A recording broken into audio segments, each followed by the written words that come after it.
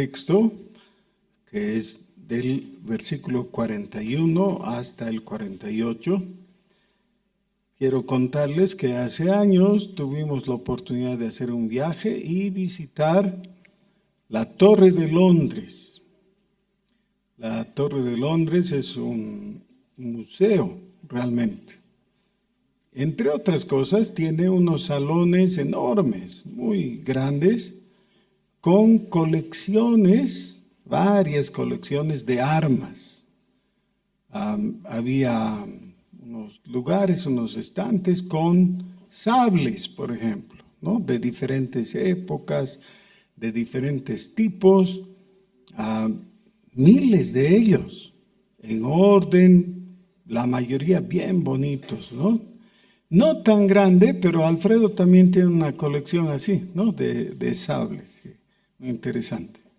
Bueno, después del paseo por una de esas salas, viendo tantos sables que exhibían, yo salí y dije, ahora soy un experto en armas blancas. ¿Qué les parece? No lo hice, pero si lo hubiera hecho, si hubiera dicho semejante cosa, ¿qué pensarían ustedes? Este es un necio. ¿Cómo va a creer que es un experto de solamente haber pasado, visto, y ya cree que es un experto? ¿Cómo? Claro que no. De vez en cuando llegamos a un conocimiento superficial de la Escritura y nos damos o nos contamos como si fuéramos ya entendidos en lo que estamos viendo. Tratemos de recordar. 5 grandes capítulos tiene la ley. ¿Recuerdan cuáles son esos 5? Los mandamientos, las ordenanzas, los estatutos, los testimonios y los decretos. Muy bien, ya somos expertos. No, solamente conocemos la clasificación que el mismo texto nos da. O sea, no hemos inventado eso, ¿ya? Hemos leído lo que está. En el texto son muchos versículos, ¿no? Del Salmo 119. Solamente tenemos que leer y vamos a ver la repetición de estas palabras, mandamientos, estatutos, decretos, etcétera. Cada uno de ellos muchas veces. Pero de ahí en adelante necesitamos saber qué hacer con ellos. Es decir, necesitamos tener un propósito respecto a todo esto. De vez en cuando entramos en una casa de algún amigo que es muy deportista y vemos que tiene sus copas, ¿no? Sus trofeos, sus medallas y a veces una colección de pelotas. Y hay algunas personas que han sido sobresalientes en el fútbol, entonces guardan una pelota que es el trofeo de un campeonato, ¿no? De fútbol. Pero también practicaba béisbol. Entonces, ¿qué guarda? Una pelota de béisbol o de fútbol americano, de lo que fuera, ¿ya? Todo aquello en que ha participado y que le ha ido bien, lo guarda ahí. Muy bien. Ahora, ¿qué puede hacer con cada uno de esos balones o esféricos o como quieran llamarle? ¿Qué puede hacer? No es lo mismo, ¿no es cierto? Solo Maradona podía hacer técnicas con pelota de tenis y dejar asombrados a todos, porque es más difícil, la pelota es más chiquita, ¿no? Pero la mayor parte de la gente usa la pelota de tenis en tenis con una raqueta, la pelota de fútbol para los pies, etc. Cada cosa con su objetivo. ¿Los mandamientos para qué son? ¿Las ordenanzas para qué son? Esto nos es revelado aquí. Ahora, leamos por favor. Salmo 119, 41 hasta el 48. Venga a mí tu misericordia, oh Jehová, tu salvación conforme a tu dicho, y daré por respuesta a mi avergonzador, que en tu palabra he confiado. No quites de mi boca en ningún tiempo la palabra de verdad, porque en tus juicios espero. Guardaré tu ley siempre, para siempre y eternamente, y andaré en libertad, porque busqué tus mandamientos. Hablaré de tus testimonios delante de los reyes, y no me avergonzaré, y me regocijaré en tus mandamientos, los cuales he amado. Alzaré asimismo mis manos a tus mandamientos que amé, y meditaré en tus estatutos. Otra vez, la gramática viene en nuestro auxilio para poder entender de qué se trata esto. La mayor parte de este pasaje tiene que ver con el propósito. ¿Qué es el propósito? Lo que se quiere hacer. Cuando tienes un propósito, sabes cuál es el objetivo, a qué te diriges, qué quieres hacer, qué tienes que hacer. Solamente conocer la ley de Dios y poder distinguir entre los testimonios y los estatutos, ese es un primer pasito, nada más. No quiero decir es nada, es algo, pero es insignificante frente a la necesidad de saber cómo aplicar cada uno de estos sectores de la ley. Y aquí en este pasaje, no con cada uno de estos elementos, pero sí con algunos de ellos, se dice qué hacer, qué voy a hacer. Ahora, cuando utilizamos el futuro, especialmente en la primera persona, estamos explicando a qué nos dirigimos. Por ejemplo, completemos una oración. Iré, generalmente viene una preposición, ¿no? Iré a, y luego, a desayunar. ¿Ya? Iré a desayunar. Entonces, estás con otra persona y tú le explicas. Esto es lo que me propongo. Voy a ir a desayunar. Entonces, ¿qué haces? Vas a la cocina o al comedor, ves lo que ya está listo y lo que no está, tú lo preparas y todo. Y cuando está preparado tu desayuno, te lo comes, ¿no? ¿Cuál era tu propósito? Desayunar. Algunas personas, especialmente con la edad, cuando salen del dormitorio y llegan a la cocina, dicen, ¿a qué vine? No les estoy criticando, hermanos, a mí me pasa eso, a veces. ¿A qué vine? Y te has olvidado, ¿no? Es decir, has perdido el propósito. En la vida, no solamente los ancianos, la gente, los pueblos pierden el propósito. No saben para qué están. Anoche con el grupo de jóvenes hemos estudiado el 4º capítulo del profeta Oseas. Oseas es un libro así impactante. es palabra de Dios, palabra profética muy fuerte. Uno siente como que Dios lo estuviera sujetando de las solapas y sacudiendo, y uno se queda aterrado por momentos, ¿no? Por la fuerza de la expresión del profeta Oseas. Esa es mi impresión. En Oseas, Dios le reclama varias cosas al pueblo de Israel, pero hay una que está expresada así: no sabes para qué te he llamado, has perdido el rumbo, has sido destituido del sacerdocio.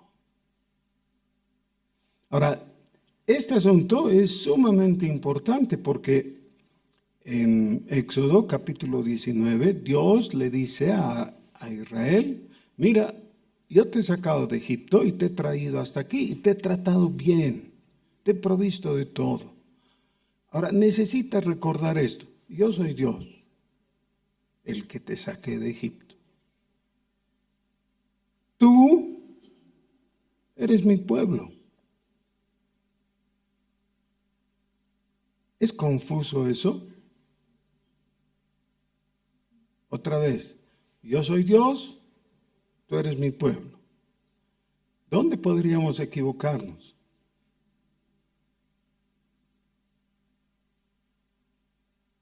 Nos equivocamos porque por alguna razón empezamos a pensar: yo soy Dios. Y Dios está a mi servicio. Es mi lacayo, es mi Perkins o algo así. Después de todo, yo le hago el favor a Dios, ¿o no?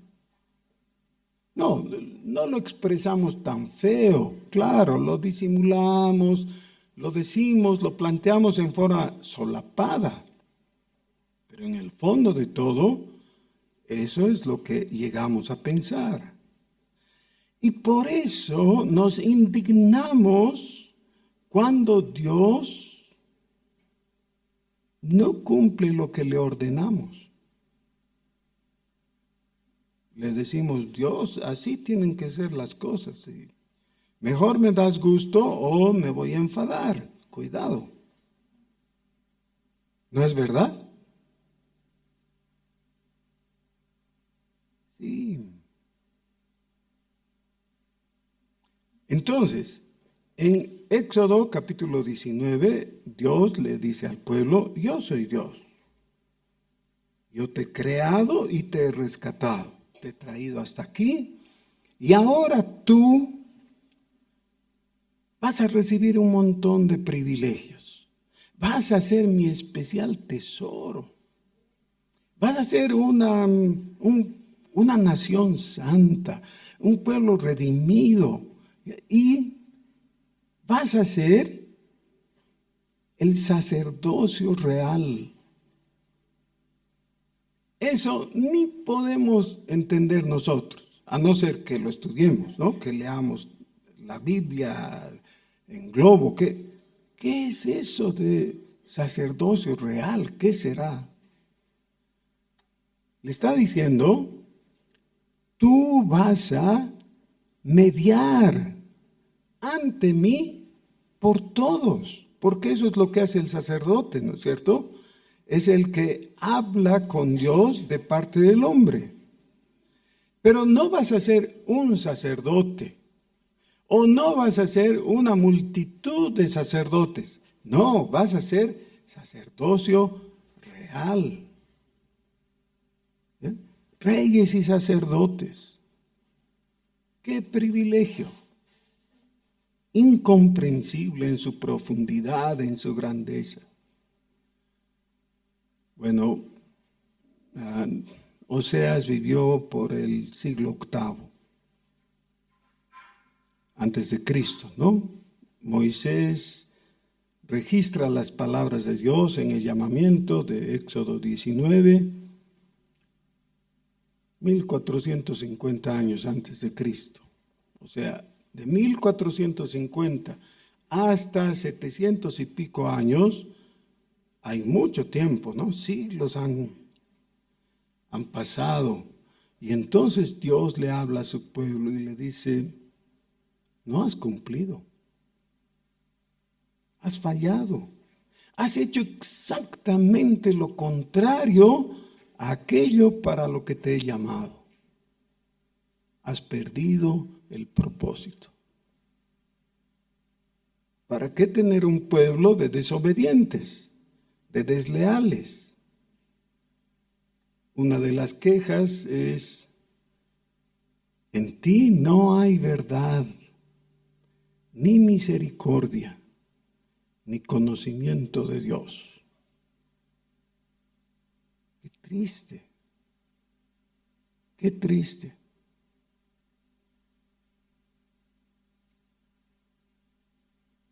Mil años antes de Cristo, en la época de David, surgen los salmos, o los primeros salmos, si quieren. Y aquí tenemos esta parte del Salmo 119, que es inicialmente una petición, un ruego. Venga a mí tu misericordia, oh Jehová.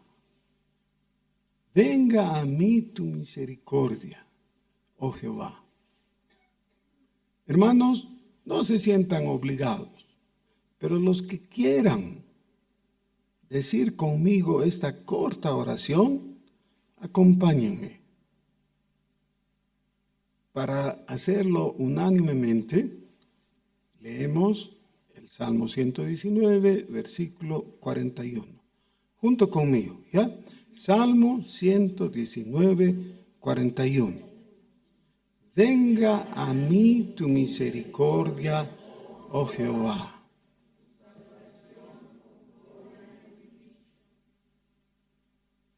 Sí, la primera línea es lo que me interesa que digamos. Que lo hagamos, ya lo hemos leído. Ahora, digámoslo con devoción, con fe. Venga a mí tu misericordia, oh Jehová. No, hasta ahí nomás. ¿No les gustaría despertar cada mañana y la primera cosa que hagan sea dirigirse a Dios y decirle, venga a mí tu misericordia, oh Jehová? Todo lo demás que quieran decir, pueden decir, sí, está bien, pero esto, comenzar con esto. Así comienza esta parte.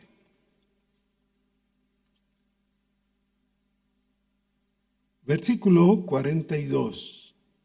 Y daré por respuesta a mi avergonzador que en tu palabra he confiado. Entonces, cuando se habla en primera persona, ¿cuál es el pronombre de la primera persona? Yo, en singular, ¿no? Yo. Ok. Sigue el verbo en futuro, está conjugado en primera persona, ¿no? En este caso, daré respuesta. El pronombre está sobreentendido, no dice yo, pero sobreentendemos porque es yo daré, ¿no? Yo daré por respuesta a mi avergonzador. Ahora, este es el tema tan difícil.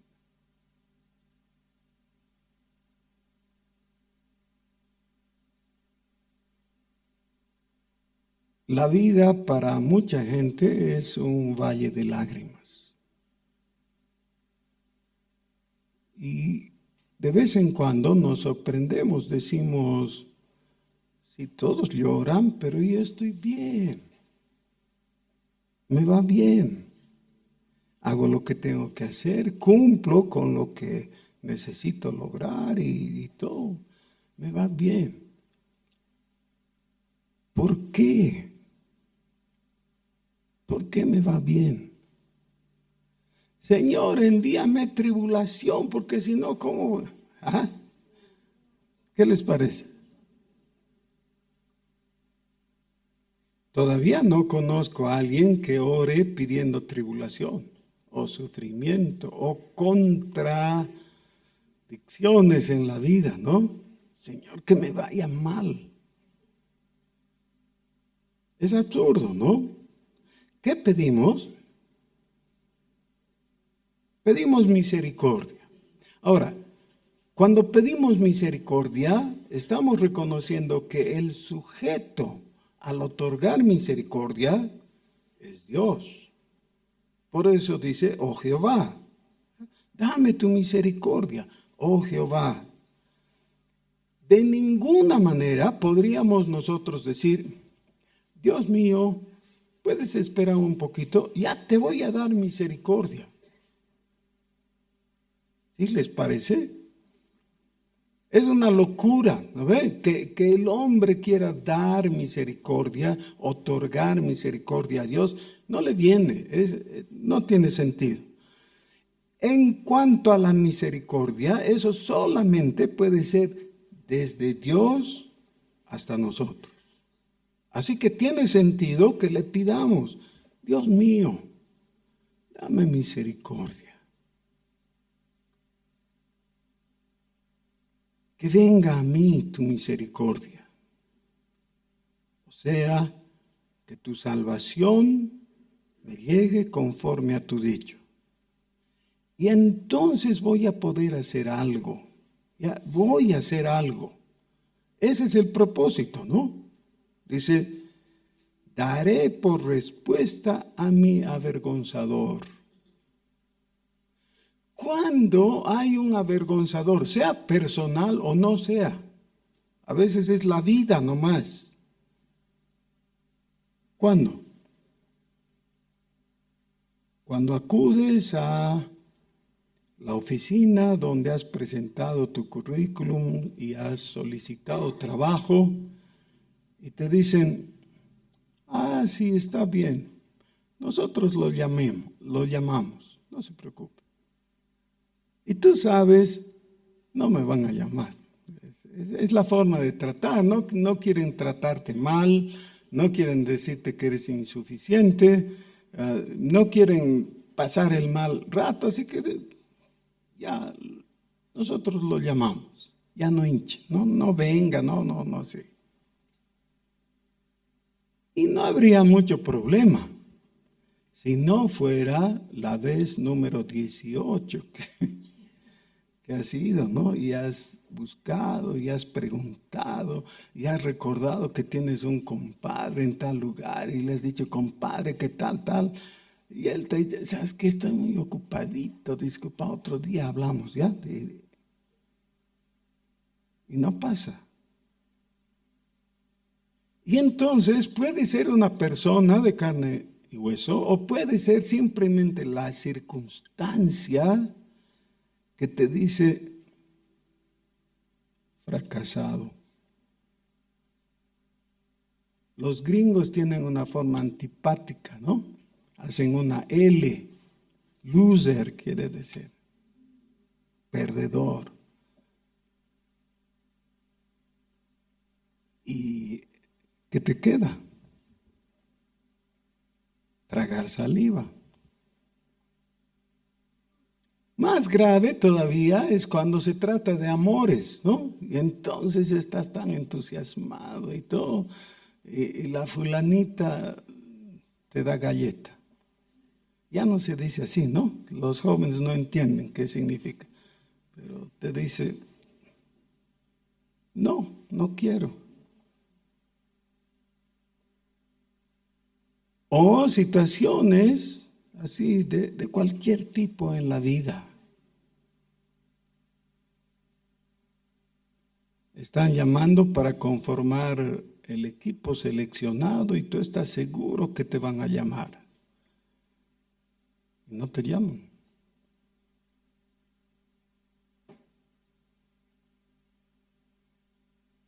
Y el avergonzador que puede estar en tu mente, simplemente aparece y te dice, ¿para qué te esfuerzas? No vale la pena. Eres un perdedor. ¿Qué esperas?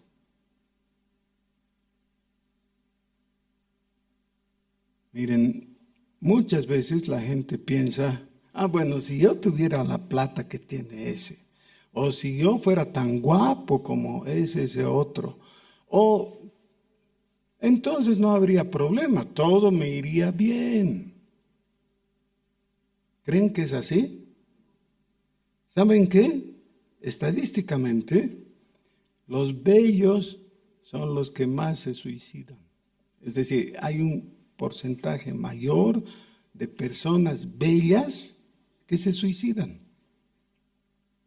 Y el símbolo sexual en los Estados Unidos, Marilyn Monroe, se suicidó. ¿Por qué? Todo le iba bien, era actriz de cine, era muy cotizada y se dice que la mitad de los norteamericanos la codiciaban. ¿Por qué se suicidó? Se sentía fea.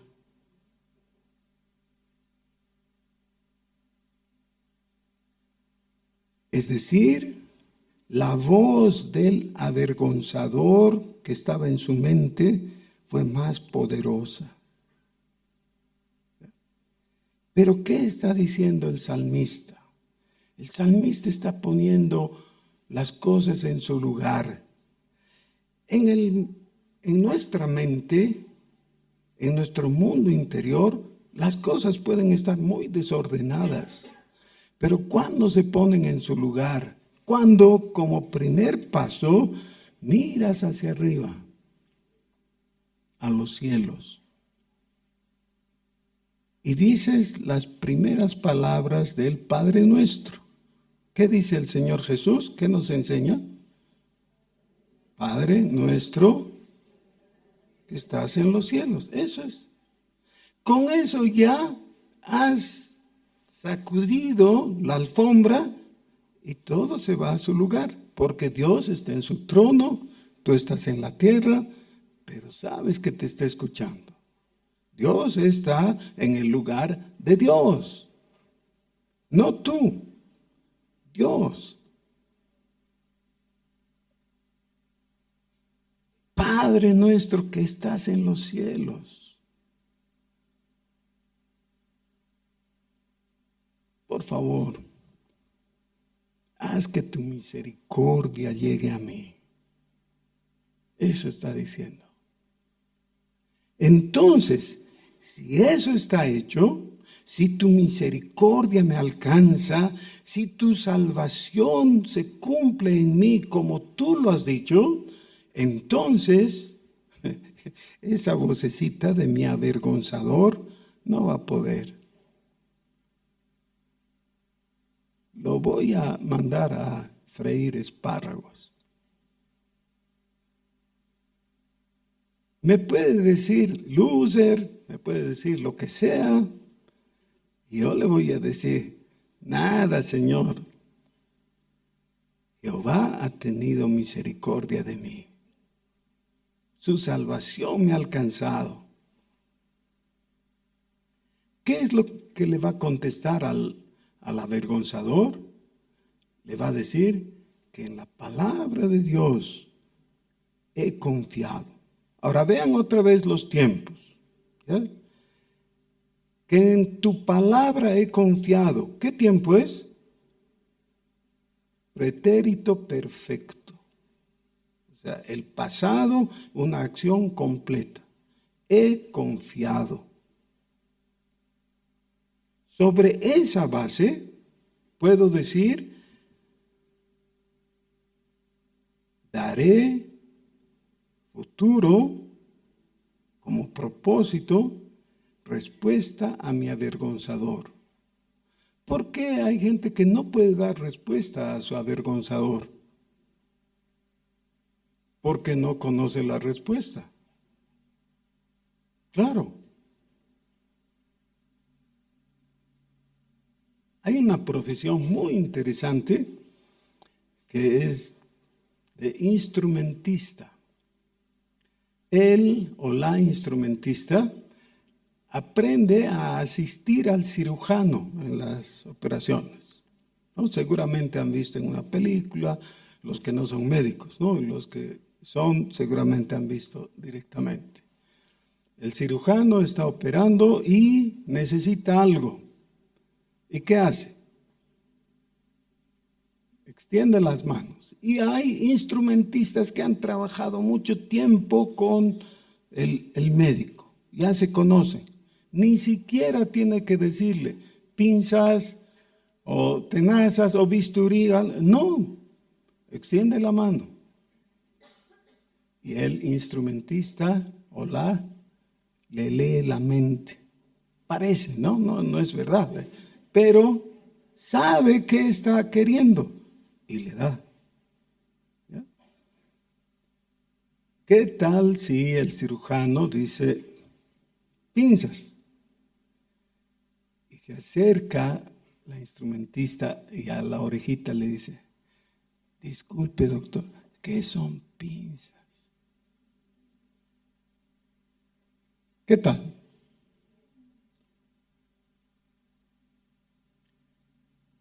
El avergonzador viene a tu mente y te dice, otra vez no vas a poder. Ese examen nunca has podido, porque así eres un desastre. No vas a aprobar. Mejor ni vayas. ¿No es verdad? Pero ¿tú qué vas a pensar? Salmo 119, 41 hasta el 48. Y vas a decir, yo tengo una respuesta para ti, cara de payaso, avergonzador. Yo sé en quién he creído.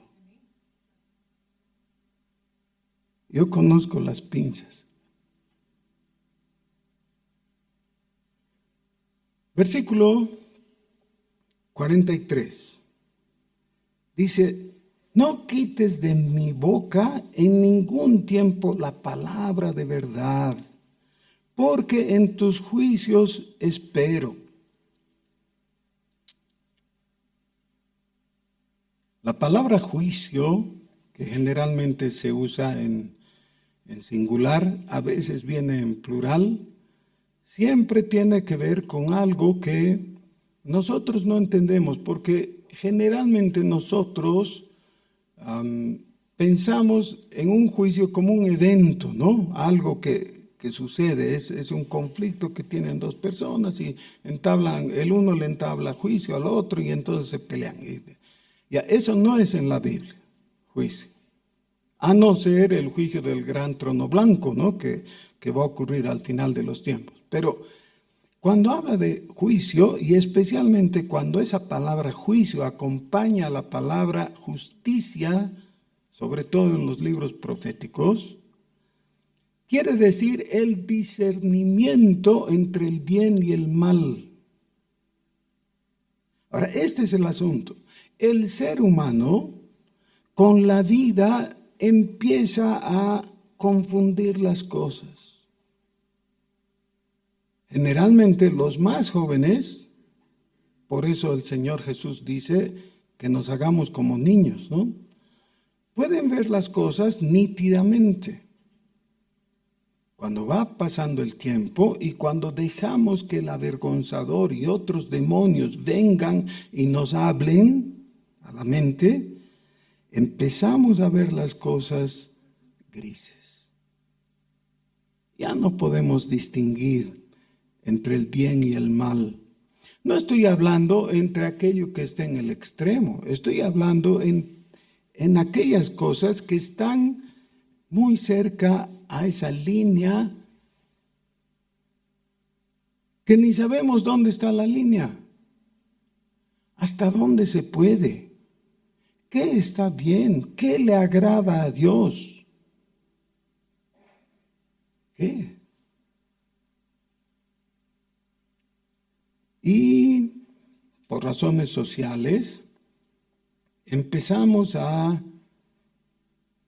confundir las cosas.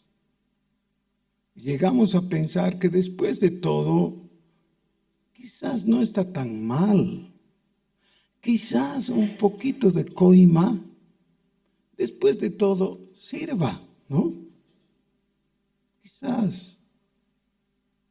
Quizás una canita al aire no sea tan desastrosa. Quizás.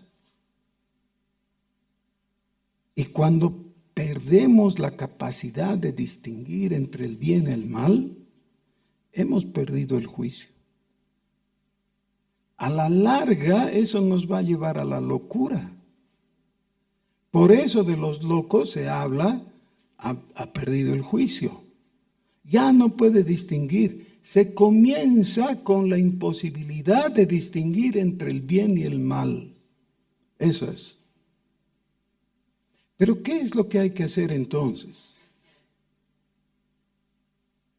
Tenemos que volver a la fuente.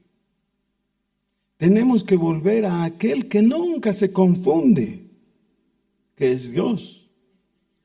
Y con humildad reconocer, Dios mío, estoy confundido.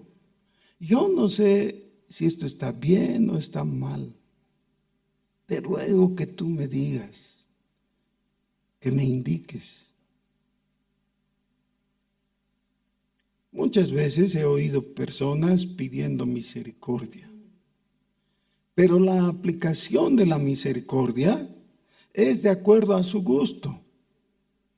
Y a veces están pidiendo para mal. ¿Por qué? Solamente porque no han tenido el tino de preguntarle a Dios, ¿qué es lo que dices tú? ¿Qué está bien y qué está mal? Primeramente debiéramos preguntarle y luego recién clamar por aquello. Dice que no se aparte de mi boca en ningún momento la palabra de verdad, porque en tus juicios espero. Guardaré tu ley siempre, para siempre y eternamente. ¿Y para qué dice eso el salmista? Lo que está haciendo es mostrar su propósito de tomar un compromiso serio delante de Dios. Ahora, necesito hacer una aclaración aquí. Muchas veces cuando hablamos de propósito y compromiso y todo eso, algunas personas dicen, no, eso no corresponde porque es como que el hombre está fijándose metas según él mismo y lo único que necesita hacer es confiar en la misericordia de Dios. Ese es hipercalvinismo. Es una equivocación. La salvación es por gracia. Y eso depende de Dios. Y agradecemos que así sea porque nada podemos aportar nosotros. Pero cuando tomamos un propósito en relación a la voluntad de Dios, no estamos confiando en nosotros mismos.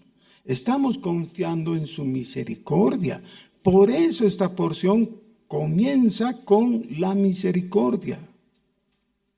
Pero tiene que haber en nosotros una convicción de reconocer lo bueno y rechazar lo malo. Y alinearnos con Dios.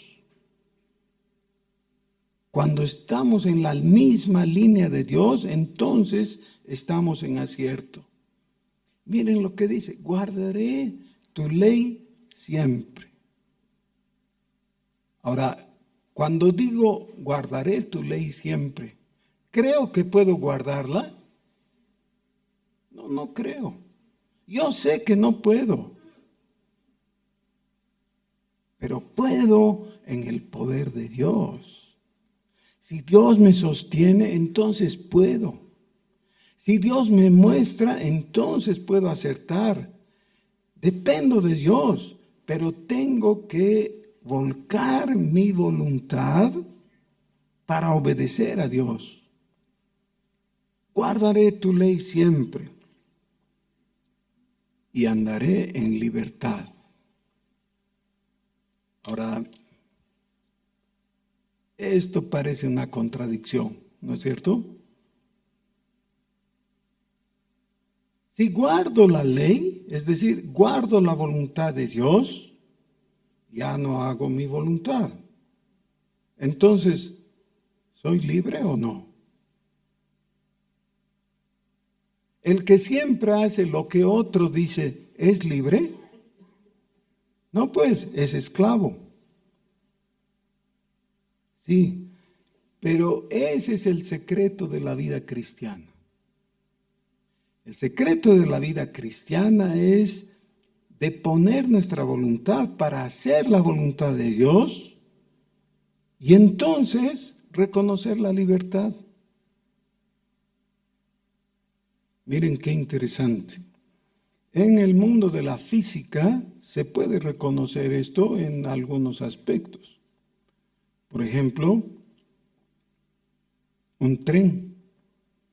Si ustedes ponen un vagón de tren sobre la arena, es muy difícil moverlo.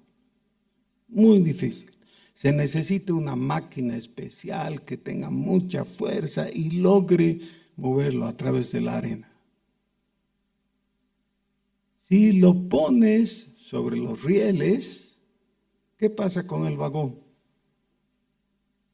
Sí, solamente hay que romper la inercia. Cuando se ha roto la inercia, el vagón fácilmente es arrastrado y llevado. Cuando estamos en la voluntad de Dios, experimentamos la verdadera libertad. El acusador, el distractor, el avergonzador viene y te dice, no puedes, y tu libre albedrío. ¿Sabes qué? Si quieres libre albedrío, puedes gozar del libre albedrío. Claro, te va a llevar al infierno, pero puedes gozar. ¿Qué libre albedrío? Quiero la libertad que Cristo puede dar. Es el único. Es la única verdadera libertad. Es lo único que tiene sentido. Dice, guardaré tu ley y andaré en libertad porque busqué tus mandamientos. Debiéramos poder ir delante de Dios y preguntarle, ¿tú qué quieres, Señor? En cada caso, ¿tú qué quieres? Y cuando le preguntamos con la disposición a obedecerle, Él no juega a la gallinita ciega. No te dice, no te digo. No. Cuando tienes la disposición de obedecer, vas a Dios y Dios te habla y te indica, te guía. Cuando ya tienes dispuesto en tu corazón qué hacer y vas a Dios y le pides bendición simplemente, Dios no tiene ninguna obligación de bendecir lo que tú has determinado en tu buen juicio. Necesitas ir a Dios y preguntarle por sus mandamientos. Entonces, después de esta experiencia, en el versículo 46, el salmista dice, hablaré de tus testimonios delante de los reyes y no me avergonzaré. En nuestros tiempos, los reyes no tienen mucho sentido, ¿no? Son decorativos y todo, pero en los tiempos cuando se escribió esto, la mayor parte de los reyes tenían una autoridad como para disponer de la vida de las personas en su reino. Y si a un rey le caías mal y decía, ordenaba que te saquen la cabeza, ¿qué iba a pasarte? Como Juan el Bautista, por ejemplo, ¿no? Juan el Bautista molestó a Herodes, lo incomodó y ¿qué le pasó? Sin cabeza. Así que relacionarse con los reyes no era tan fácil, ni tan grato. El problema es que tenías que ser tirasaco. Es decir, tenías que hacer las cosas para llevarte bien, porque caer en desgracia con el rey no era sensato, ¿no? Pero aquí estamos viendo la disposición del salmista de decir, me voy a animar a hablar con los reyes, no voy a tener vergüenza, porque tengo que hablar. ¿Y qué iba a hablar? Tus testimonios. ¿Qué hemos dicho que eran los testimonios? ¿Recuerdan? Es aquella afirmación o las afirmaciones que solamente Dios puede hacer porque Él conoce todo. Nosotros conocemos lo que está revelado en la palabra, pero cuando Él nos avisa algo, eso es lo que podemos con seguridad afirmar. En la época moderna, que ya acabó por si acaso, ¿no? Ya vivimos en la época postmoderna. Pero en la época moderna, el Dios inapelable era la ciencia. Se pensaba que el que tenía el conocimiento científico alcanzaba todo, ese dominaba. Ahora ya se ha comprobado que el conocimiento científico tiene sus grandes limitaciones en todo campo. No es suficiente, pero el testimonio de Dios es suficiente. Cada vez que ha habido contradicción entre la Biblia y la ciencia, entre comillas, siempre la Biblia tenía razón. Y tristemente los que seguían la Biblia andaban medios avergonzados, ¿no? Ante la ciencia. Ya no, felizmente, ya ha pasado esa época. Ya los científicos reconocen, no sabemos todo. Dios sabe todo. Qué bueno es estar guiado y estar apoyado en aquel que tiene conocimiento perfecto. Por eso, dice, hablaré tus testimonios delante de los reyes y no me avergonzaré. Hermanos, el mayor conocimiento de todos es el que está declarado por el apóstol Pablo en Romanos capítulo 1, versículo 16, que algunos saben de memoria. Dice, porque no me avergüenzo del evangelio, porque es poder de Dios para salvación a todo aquel que cree. ¿Qué quiere decir con no me avergüenzo? ¿Por qué se habría de avergonzar? Porque el evangelio es el anuncio de la buena nueva en Jesucristo.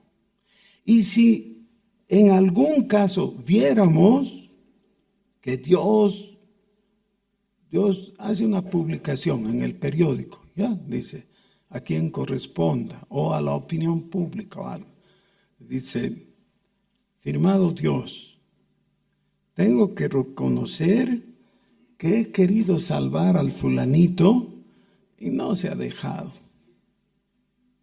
Así que desisto, levanto las manos, fracasé. ¿Cómo quedarías tú? Avergonzado. ¿Lo ven?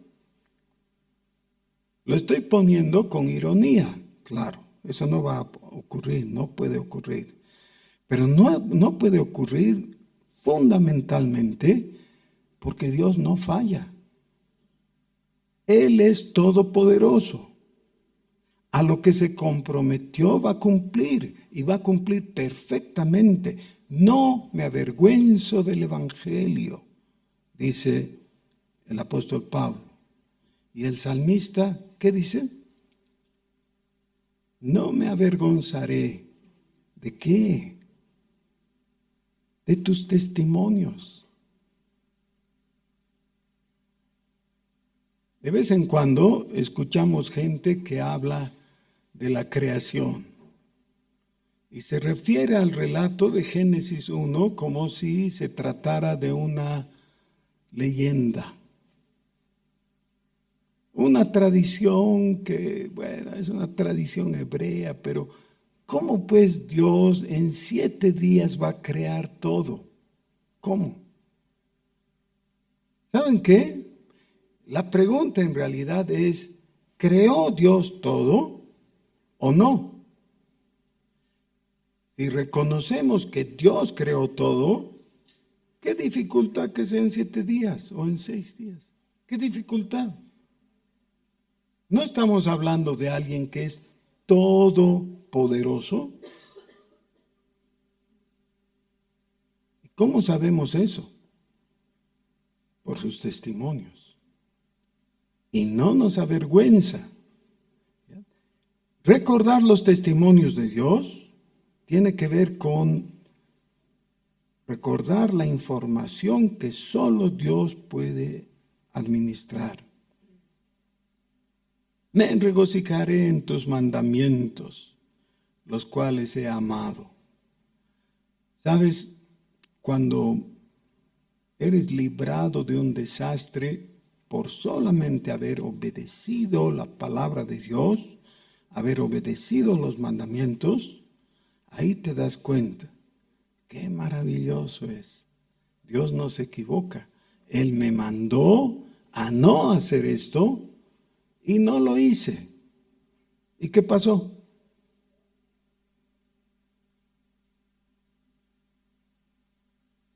¿Qué pasó? ¿Sí? Siempre puedes decir eso. Cada vez que obedecí a Dios, salió bien. Sí. Sí, pero es tan automático. Así es. Si obedeces a Dios, sale bien.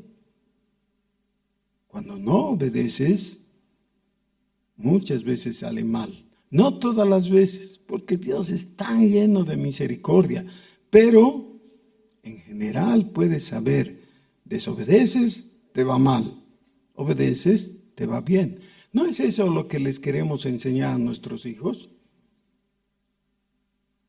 Y entonces, ¿por qué lo vemos como extraño que Dios diga lo mismo? Solo que hay una diferencia. Nosotros somos falibles y podemos enseñarles mal a nuestros hijos. Dios no. Todo lo que nos manda es bueno y es para bien. Dice, los cuales he amado, es decir, los mandamientos. Alzaré asimismo mis manos a tus mandamientos que amé.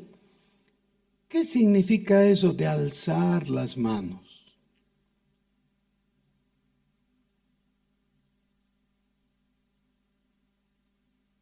La disposición a alcanzar.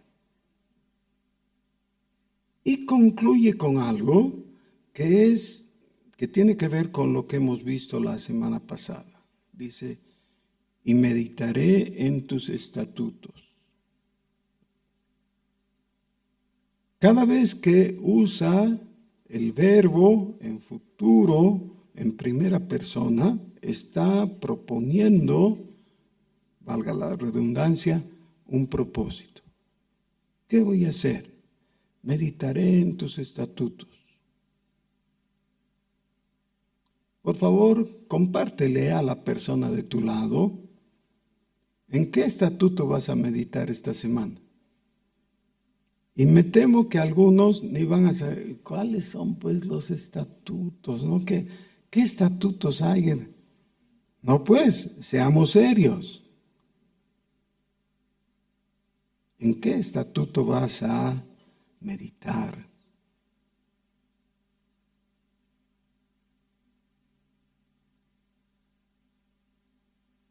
Cuando mi nieto mayor, que no está aquí ahora, era chiquito, su mamá solía decirle que se porte bien. Y si no se portaba bien, iba a recibir, en palabras de él, panito. Panito, decía, por decir palito, ¿no? Pero había una alternativa. La alternativa es que se siente en su sillita mirando al rincón, ¿no? Así, castigado. Y a eso él le llamaba meditar, porque así le habían dicho, ¿no? Entonces, si se portaba mal, iba a recibir o panito o meditar. Entonces, cuando veía que venía el panito, no quería panito, ¿no? Y le decía a su mamá, no panito, meditar.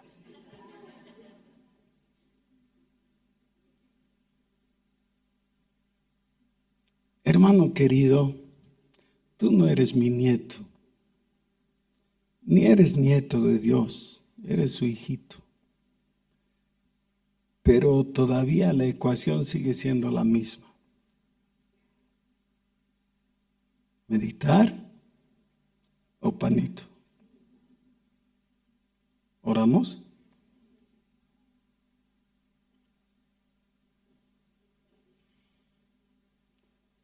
Bendito Señor, leyendo este salmo nos damos cuenta de cuán necesitados estamos de ti.